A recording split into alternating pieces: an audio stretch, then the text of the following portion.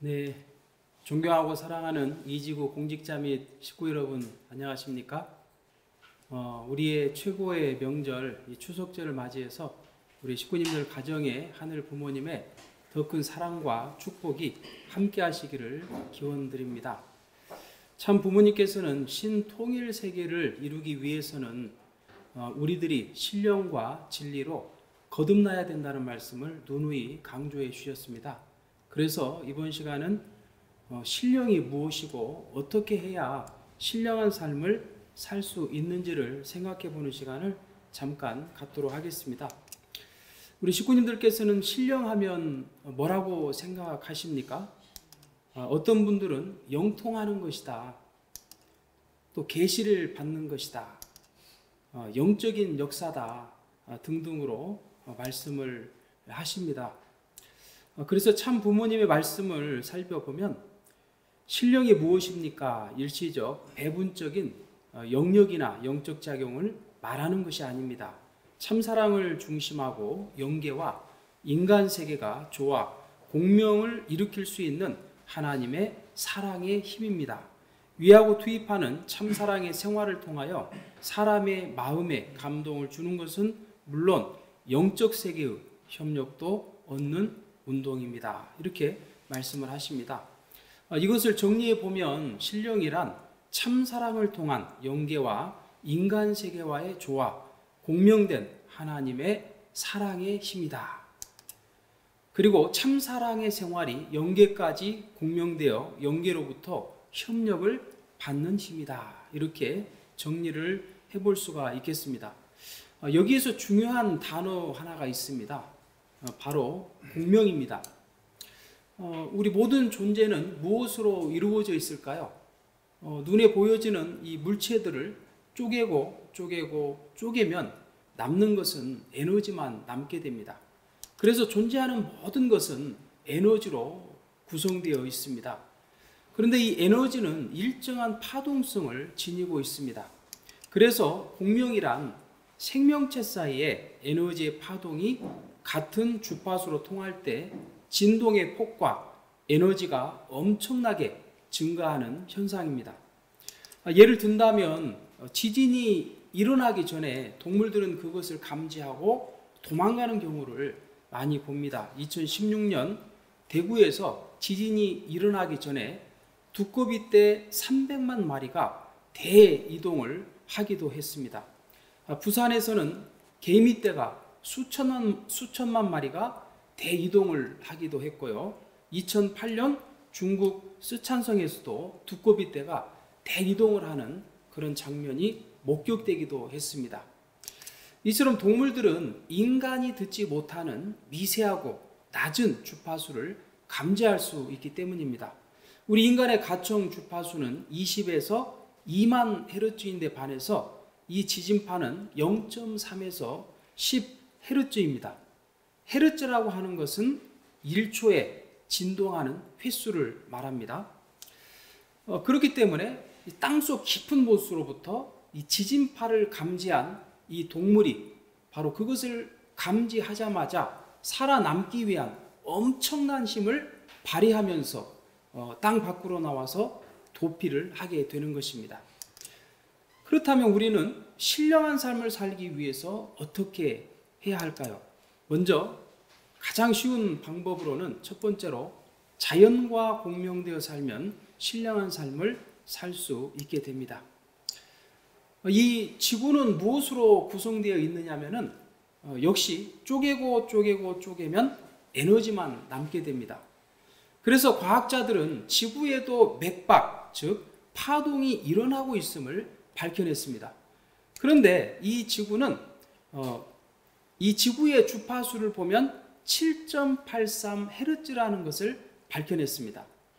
이 지구의 주파수는 우리 인체가 휴식을 취하고 명상을 하고 가벼운 잠을 잘 때 일으키는 이 알파파, 그 주파수와 일치한다는 사실도 밝혀내게 되었던 것입니다. 그래서 우리가 자연으로 나가서 공기를 마시고 햇볕을 쬐고 바람을 쬐면서 자연과 하나 되면서 이 자연의 신성한 주파수에 공명이 되면 우주 만물의 기운을 끌어당기면서 신령한 삶을 살 수 있게 된다는 의미인 것입니다. 이 말씀은 다른 말로 하면 자연과 공명되면 일상을 새롭게 바라볼 수 있게 된다는 의미이기도 합니다. 어떤 식구님께서 매일같이 아침이면 축복나무에 올라서 기도를 드립니다. 그런데 그분은 매일같이 축복나무 사진을 찍어서 단톡방에 이렇게 올리시더라고요. 그래서 어떤 분이 왜 매일같이 똑같은 사진을 올립니까? 좀 지겹습니다. 그렇게 얘기를 하니까 이분이 저는 이 축복나무가 매일마다 다르게 보입니다. 이 산이 매일마다 다르게 보입니다. 그래서 기도를 하고 매일 다른 이 축복나무를 찍어서 올리는 것입니다. 이렇게 대답을 하는 것이었습니다. 저도 비슷한 경험을 한 적이 있었습니다. 축복나무에 올라서 기도를 하고 일어서는데 세찬 바람이 불어오는 것이었습니다. 그 바람에 고마움을 표했더니 그 바람이 알아줘서 고마워 라는 비언어적 파동을 저에게 보내오는 것이었습니다. 그때 저는 다시 눈을 뜨고 주위를 바라보는데 나무가 새롭게 보이고 돌이 새롭게 보이고 바람이 새롭게 느껴지고 이 모든 자연 만물이 새롭게 느껴지는 것이었습니다. 그래서 자연과 공명되면 우리는 일상을 새롭게 바라볼 수 있는 눈을 뜨게 되는 것입니다.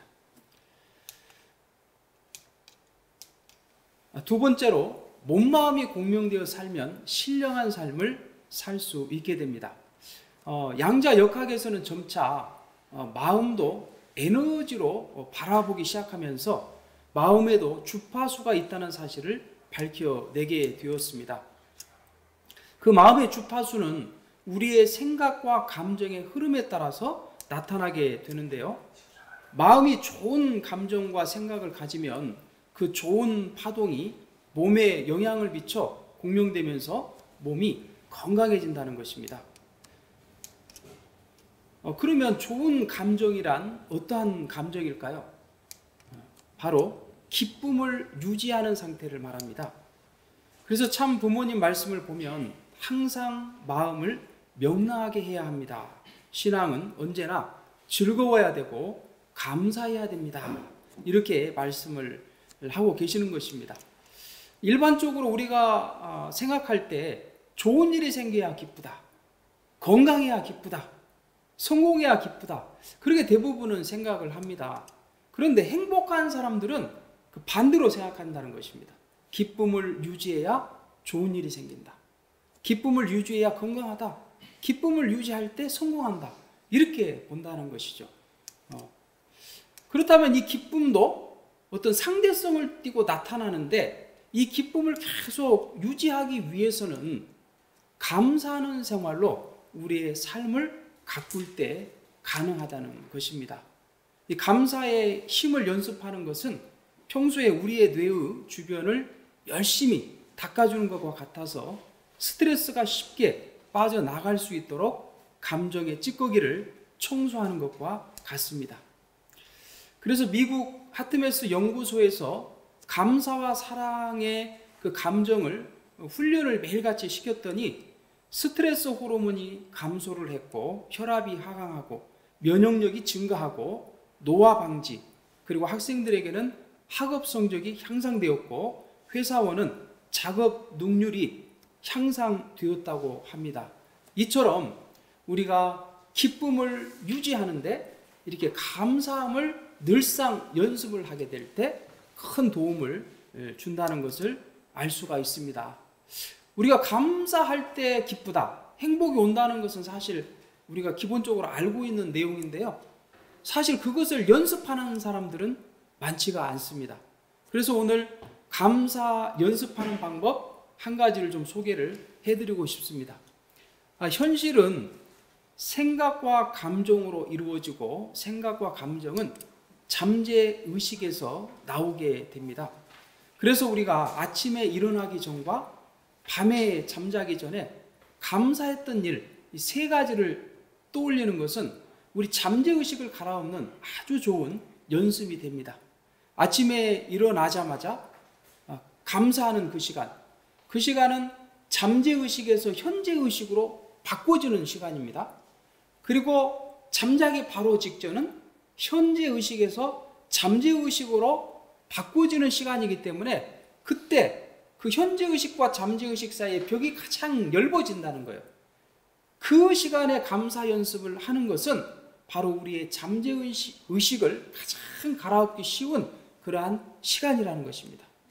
그래서 여러분들이 오늘 한번 잠자기 전에 한번 연습을 해보십시오. 그리고 내일 아침 일어나자마자 감사한 내용을 한번 떠올려 보십시오.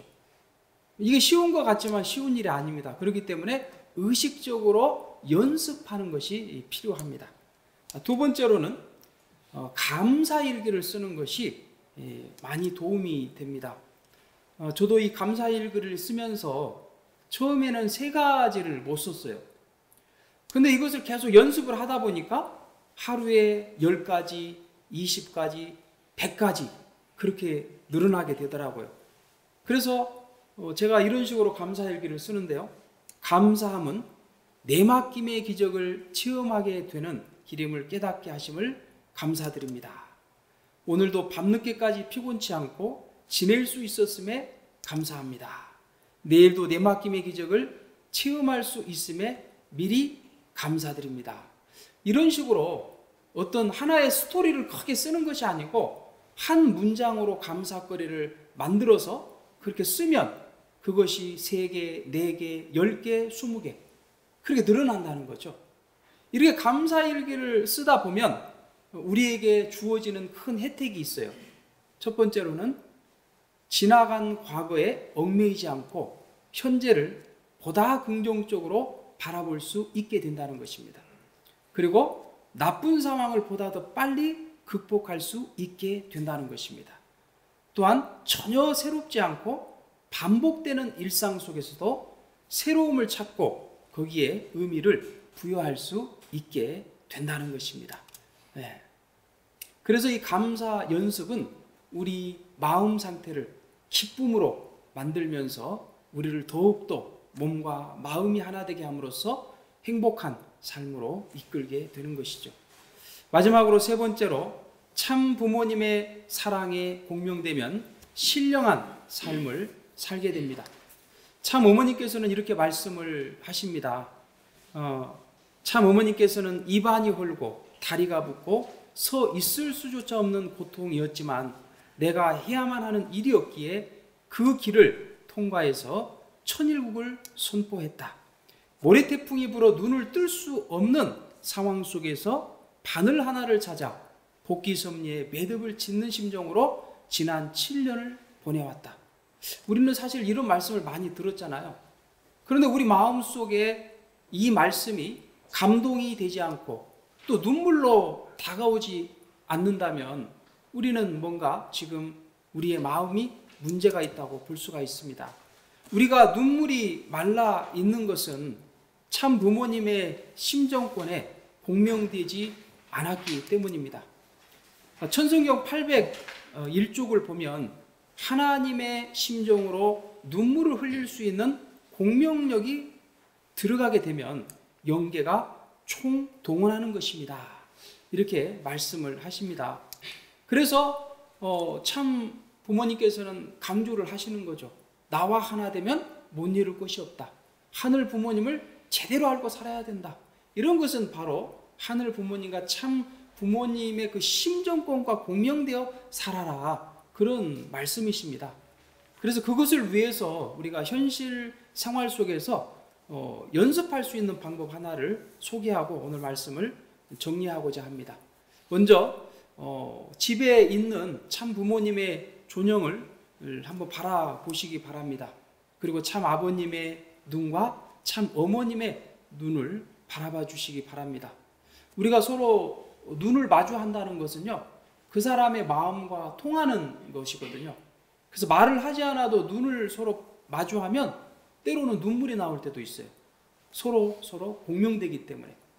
그래서 참 부모님의 눈을 바라보면서 이렇게 한번 외쳐보겠습니다. 나의 온몸의 세포는 참 부모님의 사랑에 감응합니다. 같이 한번 해보시겠습니다. 나의 온몸의 세포는 참 부모님의 사랑에 감응합니다. 그리고 참 아버님의 눈을 바라보시면서 나의 온몸의 세포는 참 아버님의 사랑에 충만합니다. 같이 한번 해보시겠습니다. 나의 온몸의 세포는 참 아버님의 사랑에 충만합니다. 참 어머님의 눈을 바라보시면서 나의 온몸의 세포는 참 어머님의 사랑으로 가득합니다. 시작. 나의 온몸의 세포는 참 어머님의 사랑으로 가득합니다.